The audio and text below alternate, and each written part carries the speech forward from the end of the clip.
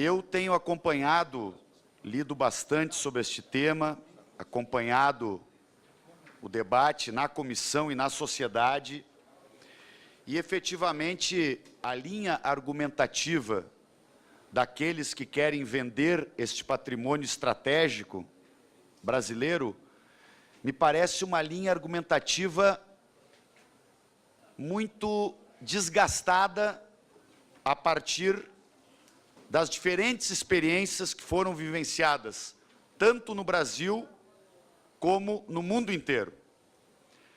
A venda de patrimônio público em área estratégica e oligopolizada, ela é fora de moda hoje. Teve uma época, inclusive, que ela ganhou uma certa musculatura, que era mais uma moda do que propriamente uma justificativa, porque havia um discurso, de constituir, deputado Leones, deputado Arlindo, uma espécie de crítica com bastante preconceitos contra a gestão pública, e não se tinham exemplos da gestão privada nestas áreas que são oligopólios e que são de consumo obrigatório, porque uma série destes serviços públicos, por exemplo, vamos dar uma pequena escapada aqui do setor elétrico, não há consumidor que possa ter 2 torneiras na sua casa para escolher qual água ele vai consumir. Então, são serviços de consumo cativo, obrigatório, e onde não há esta competição que o discurso liberal tenta apresentar. Aliás, o discurso liberal, ele gosta muito de falar em competição, deputado Patrus Ananias, mas ele sempre procura se colocar onde haja monopólio e oligopólio. O maior sonho do investidor privado é ser dono de um monopólio ou de um oligopólio de consumo obrigatório. E os exemplos, portanto, foram se multiplicando, e as experiências, na ampla maioria das vezes, mostraram que privatizações do setor elétrico levam, pelo menos, a 2 impactos muito negativos para o interesse da população como um todo. Primeiro, aumento do valor de energia, e este aumento da tarifa é da natureza do setor privado, que ele queira capturar este aumento de tarifa para a lucratividade dos sócios, e não para atender aquilo que é o interesse público, qual seja a expansão de serviços, a qualificação de serviços e a redução de tarifa. Por isso que o setor privado não consegue se mostrar um gestor mais qualificado do que a gestão pública nesses setores de monopólio e oligopólio. Bom, aí, segundo argumento,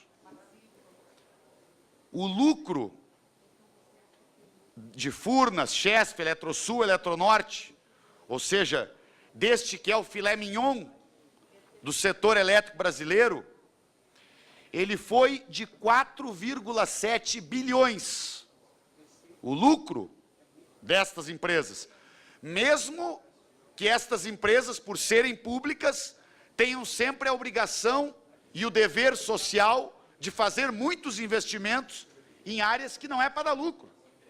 Deputado Paulão, áreas que é para atender uma área remota, que tem que ter um sistema de energia positivo, que é para fazer, por exemplo, investimentos em políticas sociais, em educação ambiental e assim por diante.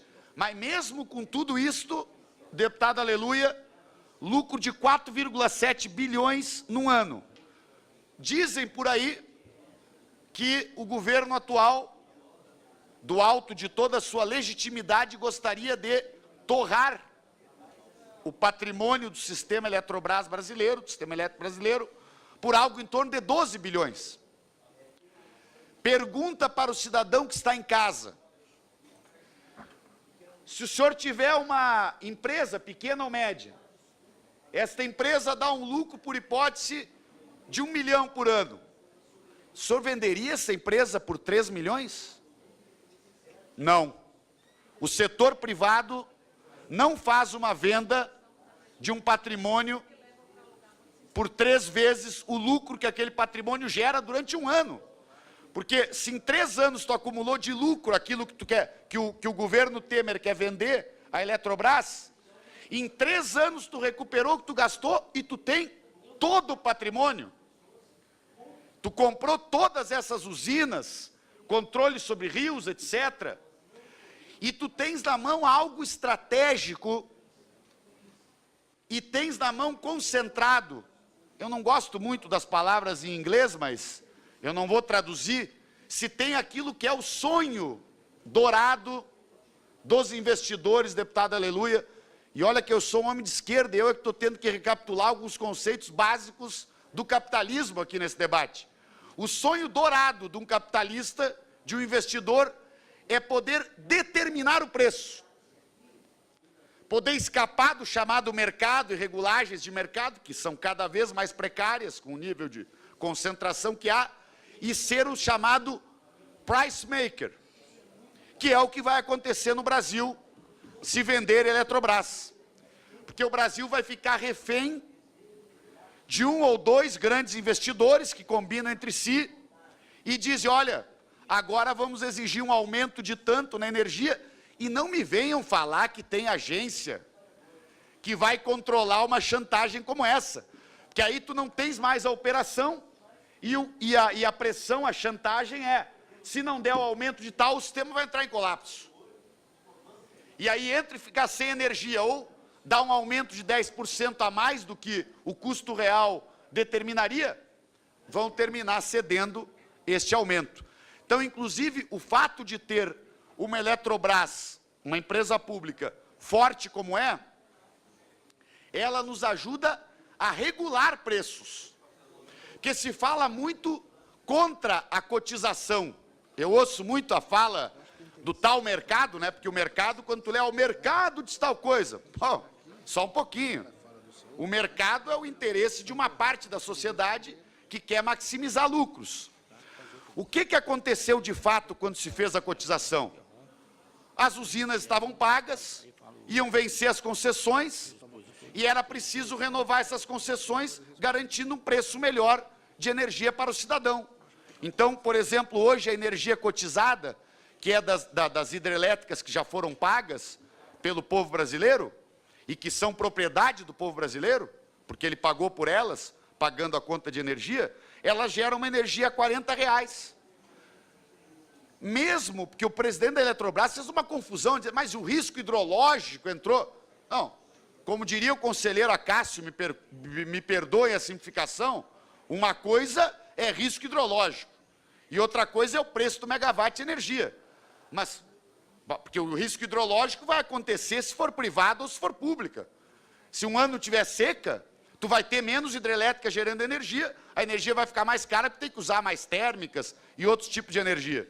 Agora, a questão toda é o seguinte, mesmo que somasse o risco hidrológico, deputado Patrus Ananias, botar os 40 e mais aquilo que chamam lá do risco hidrológico, iria para R$75. Só que no mercado, se esses que comprarem as nossas antigas e eficazes hidrelétricas que estão gerando energia barata para os brasileiros, ele pode vender a 200, 250 essa energia. Então isso aí não precisa ser um especialista em mercado, porque o presidente ontem disse que ele era um homem de mercado.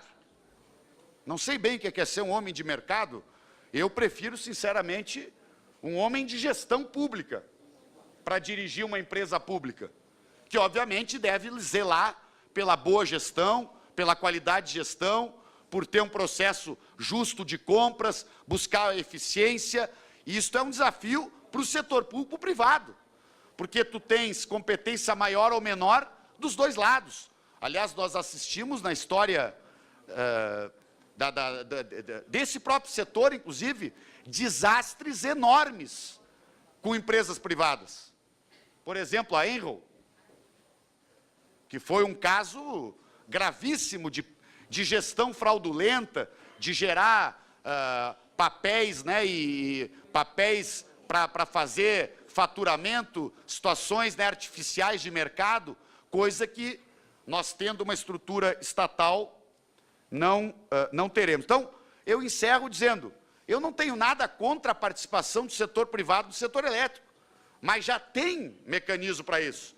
Abram-se novas concessões, tragam dinheiro de investidor, não vim buscar dinheiro do BNDES, etc., como foi feito outras vezes para comprar a parte, né, das nossas estatais, e ganhem licitações, construam novas usinas. Agora, não queiram comprar aquilo que é um patrimônio que está sendo bem dirigido, bem administrado e atendendo o interesse público.